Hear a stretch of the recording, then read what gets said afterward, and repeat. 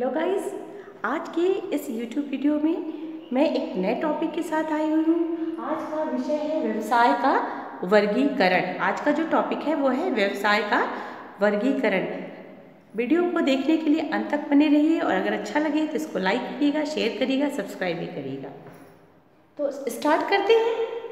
देखिए, व्यवसाय का जो वर्गीकरण है ये इसको समझने के लिए हम लोग व्यवसायिक क्रियाएं इसको कहते हैं। समझने के लिए व्यवसाय को 4 भागों में बांटा गया है। जितने भी तरह के व्यवसाय होते हैं, जो कुछ भी मनुष्य धन के अर्जन करने के लिए जो कुछ भी आर्थिक क्रियाएं करता है वो सभी व्यवसाय हैं। तो व्यवसाय का वर्गीकरण, हर व्यक्ति धन के अर्जन करने के लिए कुछ न कुछ कार्य अवश्य करता है। तो मनुष्य के द्वारा किए जाने वाली जितनी भी आर्थिक क्रियाएं हैं सभी व्यवसाय हैं और उन सब का वर्गीकरण मैं बता रही हूँ। व्यवसाय का वर्गीकरण, व्यवसाय को या कहिए कि व्यवसायिक क्रियाएं जो है इन्हें 4 वर्गों में बांटा गया है। व्यवसायिक क्रियाओं को 4 वर्गों में बांटा गया है: व्यापार, वाणिज्य, उद्योग और प्रत्यक्ष सेवाएं। व्यवसायिक क्रियाओं को कितने भागों में बांटा गया? 4 भागों में: व्यापार, वाणिज्य, उद्योग और प्रत्यक्ष सेवाएं। व्यापार, ये व्यापार 2 तरह के होते हैं: देशी व्यापार और विदेशी व्यापार। देशी व्यापार हो या विदेशी व्यापार हो, दोनों के 3 प्रकार होते हैं। देशी व्यापार भी 3 प्रकार के और विदेशी व्यापार भी 3 प्रकार के होते हैं। कौन से? देशी व्यापार में स्थानीय, राज्यीय और अंतर्राज्यीय, जबकि विदेशी व्यापार आयात, निर्यात और पुनर्निर्यात। ये क्या होते हैं? स्थानीय, जो किसी क्षेत्र विशेष में ही व्यवसाय किया जाए, किसी क्षेत्र विशेष में वस्तुओं का क्रय विक्रय किया जाए। स्थानीय, राज्य, जो पूरे राज्य के अंदर किया जाए। अंतर्राज्यीय, जो एक राज्य से दूसरे राज्य या कहें कि पूरे देश भर के अंदर किया जाए, देश की सीमा के अंतर्गत किया जाए, वो राज्यीय व्यापार हो गए। विदेशी व्यापार, इसके 3 प्रकार: आयात, जब हम कोई वस्तु विदेशों से क्रय करके अपने देश की सीमा में लाते हैं तो उसको आयात व्यापार कहा जाता है।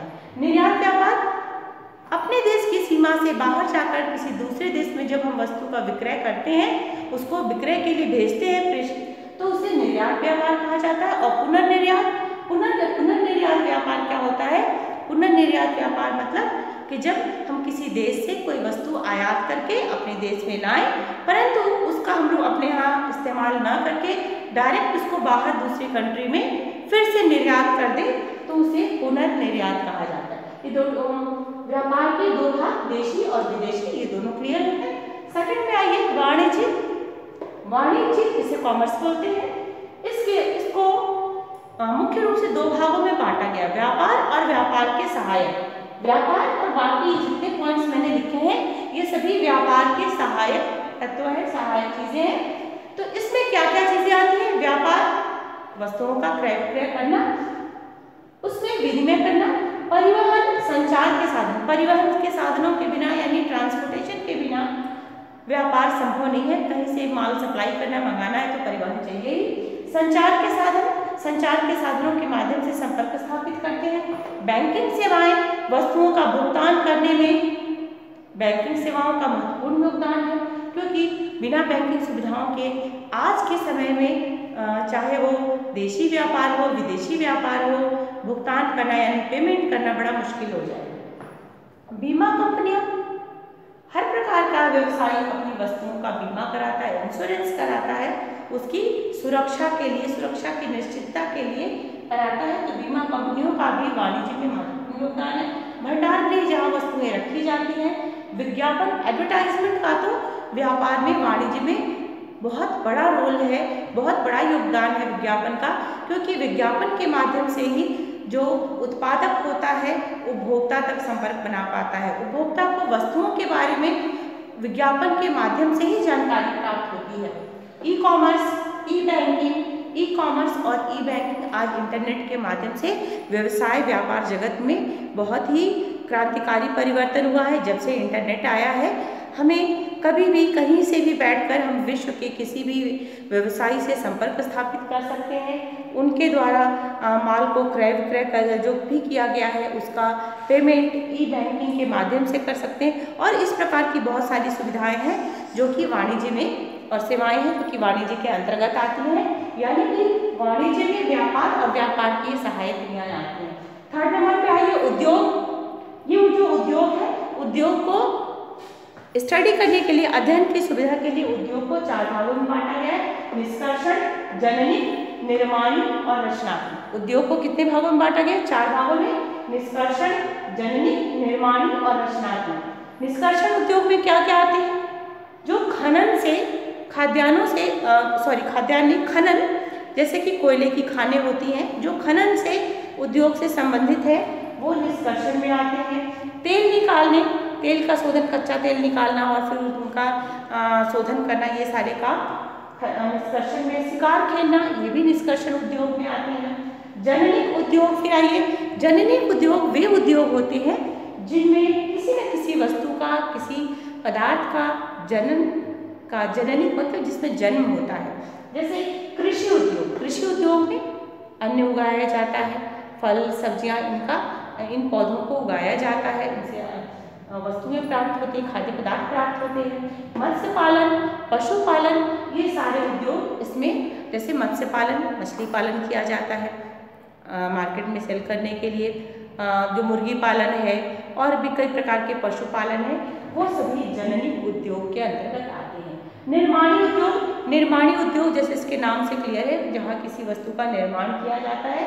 मिश्रणात्मक, विश्लेषणात्मक, प्रागविधिक और संग्रह, इतने प्रकार के उद्योग निर्माणी उद्योग के अंतर्गत आते हैं। और इसके बाद है रचनात्मक उद्योग का चौथा रूप जो है वो रचनात्मक उद्योग है। रचनात्मक उद्योग में देखिए, सड़क बनाना, पुल बनाना, भवन बनाना, बड़े बड़े ब्रिज बनाना, ये सभी रचनात्मक उद्योग के अंतर्गत आते हैं। तो भी मैंने आपको बताया उद्योग के 4 प्रकार।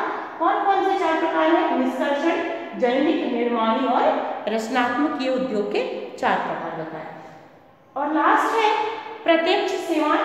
प्रत्यक्ष सेवाएं में के अंतर्गत वो चीज़ें आती हैं जिसमें कोई व्यक्ति, संस्था सामने फेस टू फेस आकर जो अपनी सेवा प्रदान करते हैं, जैसे कि शिक्षक की सेवाएं, वकील की सेवाएं, डॉक्टर की सेवाएं और मनोरंजन से संबंधित जितने लोग जुड़े होते हैं, वो लोग जो सेवाएं प्रदान करते हैं, वो सभी कुछ प्रत्यक्ष सेवाओं के अंतर्गत आता है।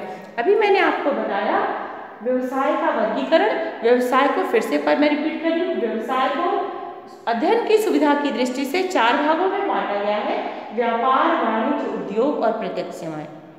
व्यापार, वाणिज्य, उद्योग और प्रत्यक्ष सेवाएं। व्यापार को 2 भागों में, देशी और विदेशी व्यापार में। वाणिज्य को व्यापार और व्यापार के सहायक, इनको भी 2 भागों में किया गया।